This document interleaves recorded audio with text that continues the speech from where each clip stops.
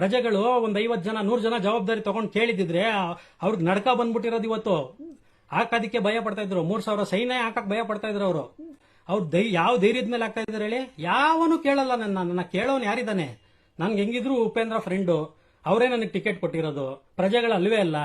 ಪ್ರಜೆಗಳು ಯಾವನು ಕೇಳೋದೇ ಇಲ್ಲ. ಪ್ರಜೆಗಳಿಗೆ ಅವನಿಗೂ ಜವಾಬ್ದಾರಿನೇ ಇಲ್ಲ. ಪ್ರಜೆಗಳಿಗೆ ಜವಾಬ್ದಾರಿ ಇದ್ದಿದ್ರೆ ನಾನು ಯಾಕೆ ಭಯ ಪಡಬೇಕಿದ್ದೆ? ನಾನು ಇಷ್ಟು ಈಸಿಯಾಗಿ ಹಾಕಿರ್ಬೋದಾಯ್ತು. ಹೆಂಗಿರ್ತಾ ಇದ್ರು ಅವರು? ಪ್ರಜೆಗಳು ಇವತ್ತು ಜವಾಬ್ದಾರಿ ತಗೊಳ್ತಾ ಇಲ್ಲ. ಪ್ರಜೆಗಳ ಜವಾಬ್ದಾರಿ ನೀವು ಪ್ರಜೆಗಳು ನೀವು ಜವಾಬ್ದಾರಿ ತಗೊಳ್ದೇ ಇರೋದಕ್ಕೆ ಇವತ್ತು ನಾವೆಲ್ಲ ಹಿಂಗ್ ಸಾಯ್ತಾ ಇರೋದು.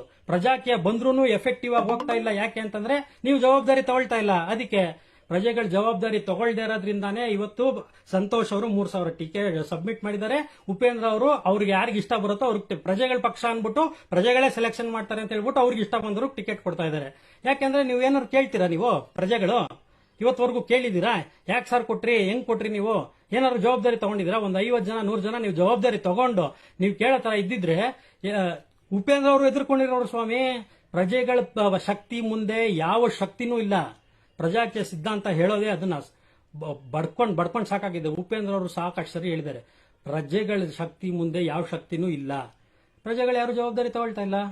ಪ್ರಜೆಗಳ ಜವಾಬ್ದಾರಿ ತಗೊಳ್ಳೋವರೆಗೂ ಹಿಂಗೆ ಆಗತ್ತೆ. ಅವ್ರಿಗೆ ಇಷ್ಟ ಬಂದವ್ರಿಗೆಲ್ಲ ಟಿಕೆಟ್ ಕೊಡ್ತಾ ಇರ್ತಾರೆ. ಪ್ರಜೆಗಳನ್ನ ನಾಯಿಗಳ ತರ ನಡ್ಸ್ಕೊಳ್ತಾನೆ ಇರ್ತಾರೆ. ಪ್ರಜೆಗಳನ್ನ ಇವಾಗ ನಡ್ಸ್ಕೊಳ್ತಾನೆ ಇರ್ತಾರೆ. ಯಾರ್ಯಾರು ಜವಾಬ್ದಾರಿ ತಗೊಳ್ತಾರೋ ಅವ್ರು ಕಪಾಳಕ್ಕೆ ಹೊಡೆದ್ಬಿಟ್ಟು ಹಿಂದೆ ಹೋಗು ಅನ್ನೋ ತರ